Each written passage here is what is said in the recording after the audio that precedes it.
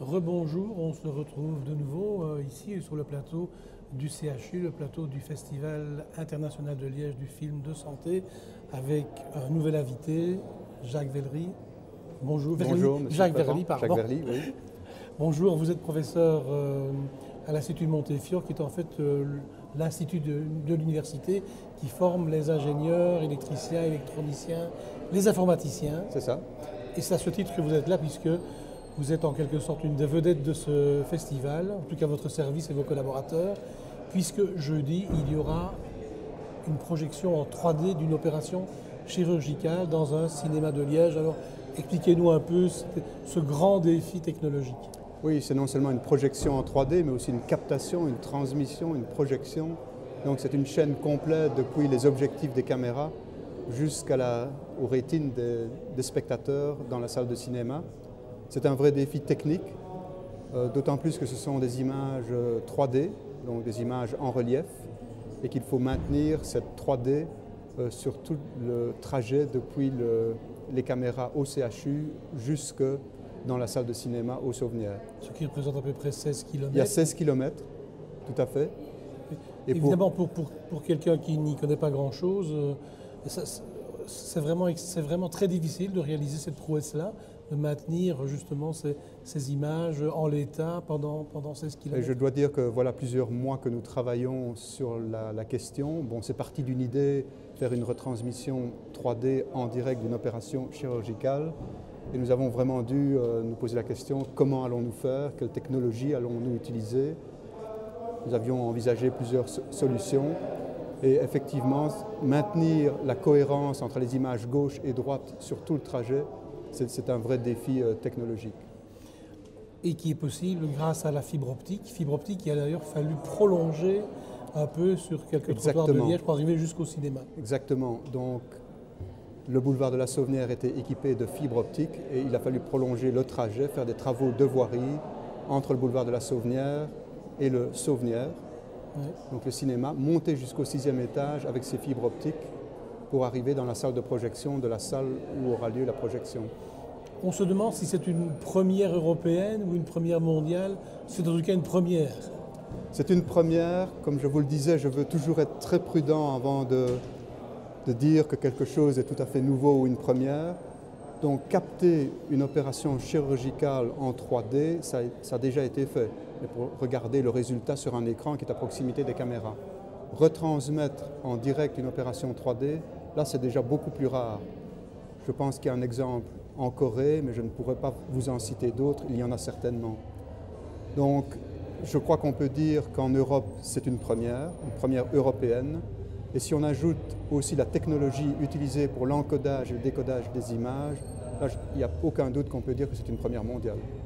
Alors ce qui est remarquable aussi, c'est que ces différentes technologies sont le fait de sociétés essentiellement liégeoises et wallonnes, avec une petite aide française.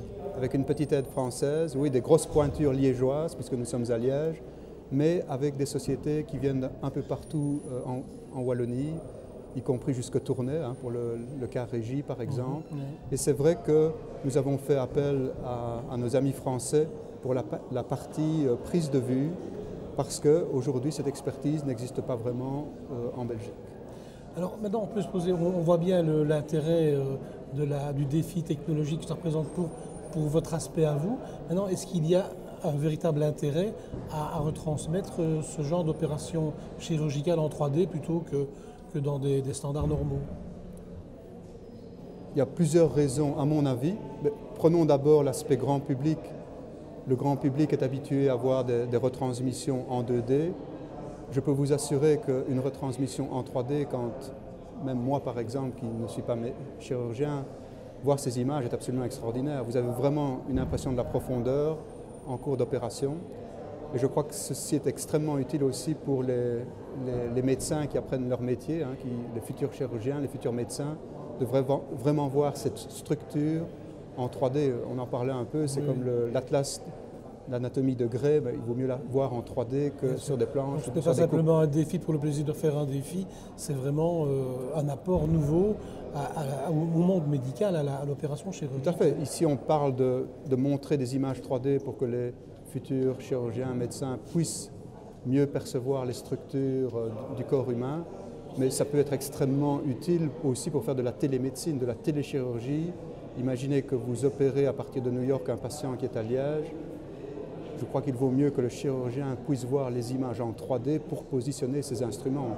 C'est ce qu'il fait d'habitude à l'œil nu ou avec son microscope, et ce serait normal qu'il ait des images 3D pour se guider. C'est très bien. Une chose importante, pour poursuivre cette opération en 3D dans le cinéma Sauvenière, il faudra des lunettes spéciales. Oui. Là, nous avons dû faire un choix de technologie. Tout d'abord, parlons des lunettes. Faire ça dans une salle de cinéma sans lunettes, aujourd'hui, c'est impossible. Il existe des télévisions autostéréoscopiques, que vous connaissez bien, où là, vous pouvez voir une image en 3D sans lunettes, mais c'est réservé à quelques personnes. Donc, dans un living room, par exemple. Dans un cinéma, il faut absolument des lunettes, mais là, il y a un choix de plusieurs technologies. Le choix que nous avons fait, ce sont des lunettes dites actives. Donc, c'est vraiment comme des volets qui s'ouvrent et qui se ferment devant vos yeux à très très haute cadence pour vous permettre de percevoir soit une image gauche, soit une droite au bon moment. Ah oui, d'accord. Quel genre d'opération va-t-on pouvoir voir de cette manière? C'est une opération dans le cerveau, je crois. Oui, l'opération en direct est une opération de neurochirurgie que les chirurgiens ont choisi relativement facile, entre guillemets, qui devrait se faire en environ 2h30 et qui est donc une tumeur à la surface du cerveau. Et donc, l'opération se réalisera assez rapidement. Ce que je devrais ajouter, c'est que nous avons pris des précautions. J'allais le dire, oui. À cause des aléas du direct, on ne sait jamais ce qui peut se passer. Bon, une carte électronique qui lâche, un problème ou l'autre. Et donc, nous avons enregistré une opération, préenregistré une opération il y a une quinzaine de jours. Et cette opération-là a son intérêt propre. C'est un anévrisme, donc une opération pour corriger ce genre de déformation qui a duré 5h30 et que nous avons enregistré entièrement en 3D. Un montage a été fait pour se ramener à environ 1h30 et cette opération de préenregistrée sera montrée de toute façon. En cas de problème technique avec le live, ce sera notre objet principal. Et même s'il n'y a pas de problème avec le live, on montrera quand même des extraits de cette opération préenregistrée. Donc de toute façon, ceux qui auront le bonheur et le plaisir et l'avantage de se déplacer au cinéma Sauvenière verront une opération chirurgicale en 3D, quoi qu'il advienne. Je serai quand même prudent. Quoi qu'il advienne, je l'espère beaucoup. C'est ça. Et on répète alors, ça se passe donc, c'est jeudi? Jeudi, donc ça commence à 19h30. Et je peux vous assurer que j'ai déjà vu sur l'écran du Sauvenière certaines images en 3D. Donc, nous avons bon espoir que tout se passe bien. Ça va.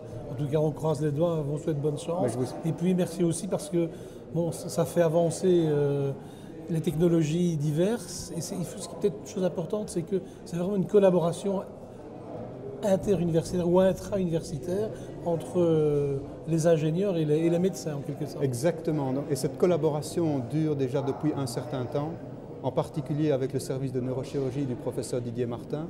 Nous avons déjà travaillé ensemble sur divers projets, dont une IRM interventionnelle. Et voici un autre projet, un peu différent, mais toujours au sujet d'une collaboration entre médecins et ingénieurs. Donc l'université y tient beaucoup.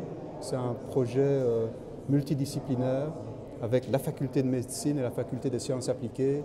Et donc c'est un projet merveilleux, c'est un projet qui met vraiment beaucoup de technologies ensemble, des technologies médicales en salle d'opération et des technologies de transmission de l'information et d'imagerie. Et je rappellerai peut-être pour conclure, j'y pense juste à l'instant, que 2 prix Nobel ont été décernés récemment pour le CCD, qui est à la base de toutes ces caméras, et pour la fibre optique. Très bien, Jacques Verhelyi, en tout cas, on croise les doigts. On rappelle que c'est jeudi prochain, donc jeudi soir au cinéma Sauvenière, mais on me dit que c'est déjà presque complet. Évidemment, on peut le comprendre. Voilà. Merci beaucoup en tout cas, bonne chance et on se retrouve nous dans quelques minutes avec un autre invité. À tout de suite. Merci beaucoup. Non, vous avez expliqué ça de manière